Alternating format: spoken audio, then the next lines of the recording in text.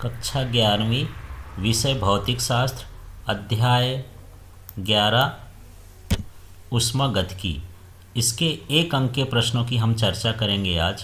अगले वीडियो में 2 अंक की और अगले वीडियो में 3-4 अंक के अंकों की प्रश्नों की चर्चा करेंगे। चलिए इसको एक तरफ से समझते हैं। तो सबसे पहला प्रश्न है, समतापी प्रक्रम में आदर्श गैस की आंतरिक ऊर्जा निर्भर करती है केवल।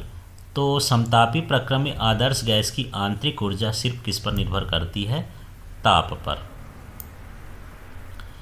इसके बाद दूसरा क्वेश्चन है, किसी रुद्धोष्म प्रक्रम के लिए कौन सा कथन सत्य है? तो चलिए रुद्धोष्म प्रक्रम के लिए हम यहाँ पर देखते हैं जो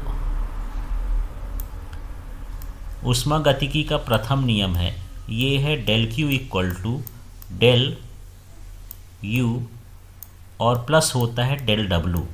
रुद्धोष्म प्रक्रम में ऊष्मा नहीं बदलती, मतलब इसका मान 0 होता है, इसलिए यहाँ पर क्या बचा? Del U plus del W, अर्थात ये सही है। इसके बाद तीसरा क्वेश्चन देखते हैं, समतापी प्रक्रम में आदर्श गैस की आंतरिक ऊर्जा खाली स्थान है। तो यहाँ पर आंतरिक ऊर्जा तो केवल ताप पर निर्भर करती है, तो जब ताप बदलेगा ही नहीं तो उसकी आंतरिक ऊर्जा भी नहीं बदलेगी। रुद्धोष्म प्रक्रम में नियत रहता है, तो रुद्धोष्म प्रक्रम में ऊष्मा का मान नियत रहता है। अगला 5वां प्रश्न देखते हैं, समतापी अवस्था में आदर्श गैस को दी गई ऊष्मा काम आती है बाह्य कार्य करने में। तो चलिए पहले इसको निकाल के देखते हैं। तो समतापी अवस्था है तो यहाँ पर हम देख लेते हैं, ये हो गया जो ऊष्मागतिकी का प्रथम नियम है। मैं 5वां प्रश्न की बात कर रहा हूँ। तो ये हो गया डेल्टा क्यू इक्वल टू हो जाएगा डेल्टा यू और प्लस हो जाएगा डेल्टा डब्लू। तो यहाँ पर जो है समतापी प्रक्रम में आंतरिक ऊर्जा का मान 0 होता है, तो ये तो हट गया, तो डेल्टा क्यू और क्या बचा? Delta W. तो जितना भी आप ऊष्मा देंगे वो किस में जाएगा? उसके कार्य करने में। तो ये बाह्य कार्य करने में काम आती है। इस तरह से इसका ऑप्शन बी सही है। इसके बाद हम 6वां देखते हैं, एक निकाय को 300 कैलोरी ऊष्मा दी जाती है, उसके द्वारा 600 जूल का कार्य किया जाता है। निकाय की आंतरिक ऊर्जा में परिवर्तन क्या होगा? तो चलिए हम बात करते हैं, ये जो ऊष्मा है ये कितना हो गया? Delta Q. इसके बाद जो एक कार्य है ये क्या हो गया? Delta W. अब हम इस सूत्र में मान रख देते हैं, ये यही वाला सूत्र जो पहला नियम है। तो डेल्टा क्यू का मान कितना हो गया?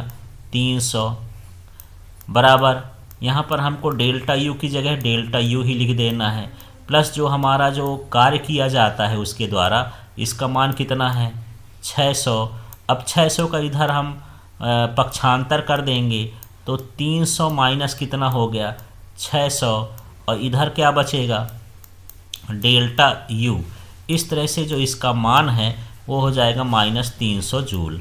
अब हम 7वें नंबर के प्रश्न में पहुंचते हैं, किसी चक्रीय प्रक्रम में गैस की आंतरिक ऊर्जा नियत रहती है, क्योंकि चक्रीय प्रक्रम में गैस अपनी प्रारंभिक अवस्थाओं से गुजरता हुआ फिर से प्रारंभिक अवस्थाओं में आ जाता है, तो इसलिए उसके आंतरिक ऊर्जा में परिवर्तन नहीं होगा, उसके ताप में परिवर्तन नहीं होगा, तो उसकी आंतरिक ऊर्जा क्या रहेगी? नियत रहेगी। चलिए अब 8वें नंबर के प्रश्न में पहुंचते हैं। 8वां प्रश्न देखते हैं, ये वाला, एक आदर्श गैस के लिए रुद्धोष्म प्रक्रम में ताप और आयतन V में संबंध होता है। तो ये संबंध होता है ताप और V गामा -1 होता है, जहाँ गामा होता है विशिष्ट ऊष्मा अनुपात, मतलब गामा इक्वल टू होता है CP/CV। इस तरह से ये ऑप्शन सही है। इसके बाद हम बात कर लेते हैं, यहाँ 9वां नंबर का प्रश्न है, ये है 9वां नंबर का प्रश्न, यदि W जूल कार्य करने पर ऊष्मा Q कैलोरी है तो Q तथा W में संबंध क्या है? तो W समानुपाती Q होता है, माने जितनी ऊष्मा देंगे उतना कार्य होगा। इसके बाद हम 10वां का देखते हैं, जब एक गैस का रुद्धोष्म प्रसार होता है, तो जब रुद्धोष्म प्रसार होता है तो उसका ताप क्या होता है? घटता है। इसके बाद यहाँ पर 11वां नंबर में प्रश्न है, एक गैस को 110 जूल ऊष्मा देने पर इसकी आंतरिक ऊर्जा में 40 जूल की वृद्धि होती है। तो किया गया बाह्य कार्य क्या होगा? तो ऊष्मागतिकी के प्रथम नियम से वही हम निकालेंगे। ये होता है डेल्टा क्यू बराबर हो जाता है डेल्टा यू और प्लस हो जाता है डेल्टा डब्लू। तो यहाँ पर देख लेते ऊष्मा का मान ये कितना दिया है यार, 110। तो यहाँ पर हम क्या लिख देंगे, 110 बराबर यहाँ डेल्टा यू तो हमको दिया नहीं, निकालना है, तो ये कर दिए डेल्टा यू प्लस यहाँ डेल्टा डब्लू कार्य का मान नहीं, आंतरिक ऊर्जा का मान दिया है, तो आंतरिक ऊर्जा का मान यहाँ पर हम क्या लिख देंगे, 40। ये आंतरिक ऊर्जा का मान क्या हो जाएगा, 40, और साथ में प्लस क्या है, ये डेल्टा डब्लू। अब हम क्या करेंगे, इस 40 का इधर पक्षांतर कर देंगे, तो 110 माइनस कितना हो गया, 40 बराबर क्या बचा, डेल्टा डब्लू। अब 110 में यदि हम 40 को घटाएंगे तो कितना आ जाएगा, 70। तो इसका आंसर सही क्या हो जाएगा, 70 जूल। इस तरह से हमको ये करना था। अब आगे हम देखते हैं रिक्त स्थानों की पूर्ति में। समतापी परिवर्तन में किए गए कार्य का मान W बराबर खाली स्थान है, तो W बराबर Q है, और वही हमको निकालना है जो ऊष्मागतिकी का प्रथम नियम होता है। ऐसा समझ लें कि Q बराबर होता है U प्लस W। तो समतापी प्रक्रम में U का मान 0 होगा, तो Q बराबर क्या हो जाएगा, W। तो यहाँ डेल्टा W भी लिख सकते हैं, ऐसा भी लिख सकते हैं। ऊष्मागतिकी का प्रथम नियम डेल्टा Q बराबर खाली स्थान होता है, तो ये delta U plus delta W होता है। समतापी परिवर्तन में खाली स्थान नियत रहता है, ताप नियत रहता है। रुद्धोष्म परिवर्तन में खाली स्थान नियत रहता है, ऊष्मा नियत रहती है। रुद्धोष्म परिवर्तन में किए गए कार्य का सूत्र होता है, तो ये W बराबर होता है R गामा -1 और T1 माइनस T2, ये सूत्र होता है। इसके बाद कार्नो इंजन की दक्षता का सूत्र है, तो ये होता है ईटा बराबर, ये N जैसे बना है, ये ईटा है, ईटा बराबर 1.1 माइनस T2 माइनस T1। इस तरह से यहाँ पर इसका सूत्र होता है। फिर सातवां है पीवी आरेख में आयतन अक्ष से घिरा हुआ क्षेत्रफल खाली स्थान को व्यक्त करता है। तो आयतन अक्ष का जो घिरा हुआ क्षेत्रफल होता है वो कार्य को व्यक्त करता है। समदाबी प्रक्रम में खाली स्थान होता है। डेल्टा पी या दाब नियत होता है, दो तरह से भर सकते हैं। समदाबी प्रक्रम में दाब नियत होता है या डेल्टा पी का मान 0 होता है, दाब में परिवर्तन 0 होता है, दोनों भर सकते हैं, यहाँ नियत भी भर सकते हैं। तो इस जगह पर आप यदि नियत भी भर देंगे कि दाब नियत होता है, यहाँ पूरा क्या भरेंगे, दाब, और साथ में क्या भरेंगे, नियत, या फिर डेल्टा पी इक्वल टू 0 भी भर देंगे तो भी चलेगा। इसके बाद 9वां नंबर का प्रश्न है, निकाय के रुद्धोष प्रसार में गैस की कुल ऊर्जा खाली स्थान होती है। तो रुद्धोष उसमें प्रसार में गैस की ऊर्जा क्या होती है, नियत होती है। 10वां का क्वेश्चन है, आदर्श गैस का समतापी प्रत्यास्था गुणांक उसके खाली स्थान के बराबर होता है।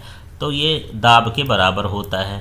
ऊष्मागतिकी का प्रथम नियम डेल यू बराबर कैसे हो जाएगा, तो ये delta Q minus delta W हो जाएगा।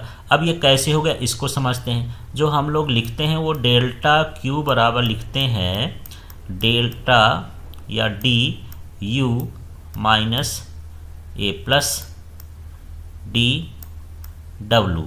अब यदि हमको u का बताना है, u भर हमको यहाँ पर दिया है, तो हम इसका पक्षांतर कर देंगे तो D Q minus D W हो जाएगा। इस तरह से यहाँ पर खाली स्थान भरने के लिए लिखा है। अगला क्वेश्चन है 12 नंबर का, चक्रीय प्रक्रम में किया गया कार्य वक्र से घिरे खाली स्थान के बराबर होता है। तो कार्य हमेशा ये वक्र के क्षेत्रफल के ही बराबर होता है, तो यहाँ क्षेत्रफल भर देंगे।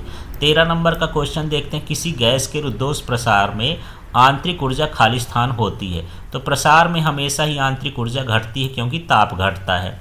14वां नंबर का क्वेश्चन है, चक्रीय प्रक्रम में निकाय की आंतरिक ऊर्जा में परिवर्तन खाली स्थान होता है। तो आंतरिक ऊर्जा में परिवर्तन 0 होता है, कोई परिवर्तन नहीं होता। 15 नंबर का क्वेश्चन है, रुद्धोष्म वक्र का ढाल समतापी वक्र के ढाल की अपेक्षा अधिक होता है। तो यदि हम यहाँ पर ग्राफ बनाते थे तो ये वाला समतापी प्रक्रम का होता था, उसके नीचे ही रुद्धोष्म प्रक्रम, तो इसकी ढाल कैसी होती थी, अधिक होती थी। बर्फ आगे देखते हैं 15 नंबर के बाद 16वें से कैसा है। चलिए 16वां प्रश्न देखते हैं, बर्फ का गलना खाली स्थान परिवर्तन होता है। तो ये समतापी परिवर्तन होता है। दो समतापी वक्र एक दूसरे को खाली स्थान नहीं करते हैं, मतलब ये प्रच्छेद नहीं करते हैं। आदर्श गैस की आंतरिक ऊर्जा ताप बढ़ाने पर खाली स्थान होती है, ये बढ़ती है। आदर्श गैस की आंतरिक ऊर्जा ताप पर ही निर्भर करती है। आंतरिक ऊर्जा, ये ध्यान रखना, ताप बढ़ाएंगे तो बढ़ेगी, घटाएंगे तो घटेगी, ताप में कोई परिवर्तन नहीं होगा तो उसमें भी परिवर्तन न होगा। अब हम यहाँ पर जोड़ी मिलाने की बात करते हैं। तो सबसे पहले ऊष्मागतिकी का प्रथम नियम देखते हैं। तो ऊष्मागतिकी का प्रथम नियम जो है ये है dq बराबर du प्लस dw। अब दूसरा है ये चक्रीय प्रक्रम में प्रथम समीकरण। तो चक्रीय प्रक्रम में प्रथम समीकरण ये इसका डी नंबर है। क्यों ऐसा हो गया, इसी सूत्र को देखना। इस सूत्र में यहाँ पर जो du का मान होता है वो 0 हो जाता है। चक्रीय प्रक्रम में आंतरिक ऊर्जा का मान 0 हो जाएगा, आंतरिक ऊर्जा में परिवर्तन।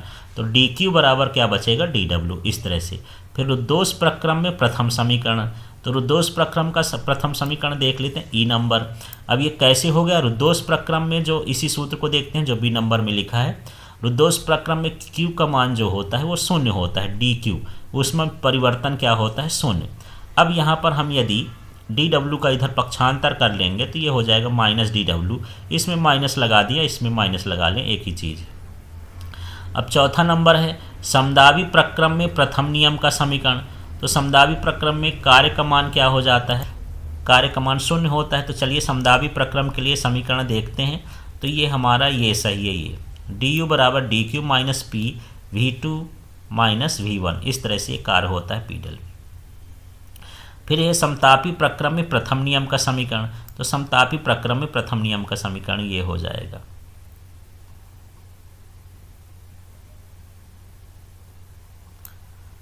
तो चलिए अब ये जोड़ी के बाद हम बात करते हैं एक अंक के प्रश्नों की। एक वाक्य जो है उसमें बात कर लेते हैं, तो कम ही है, इसके देखते हैं प्रश्न क्या है। किसी आदर्श गैस के लिए रुद्धोष्म तथा समतापी वक्रों की प्रवणताओं के बीच क्या संबंध होता है। तो ऐसा होता है रुद्धोष्म प्रक्रम की ढाल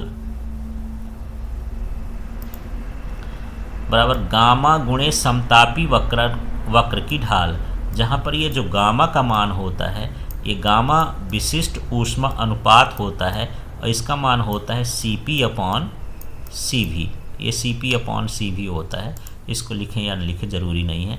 दूसरा क्वेश्चन है उच्च दाब पर भी गैस का एकाएक प्रसार होने पर उसका ताप कम क्यों हो जाता है। क्योंकि बाह्य कार्य करने में गैस की आंतरिक ऊर्जा प्रयुक्त होती है। जब कोई बाह्य कार्य होगा तो गैस की आंतरिक ऊर्जा यूज हो जाएगी और आंतरिक ऊर्जा में कमी होगी तो ताप भी कम हो जाएगा। इसके बाद तीसरा क्वेश्चन है द्रवों का उबलना कैसा प्रक्रम है। तो द्रवों का उबलना एक तरह का समतापी प्रक्रम है।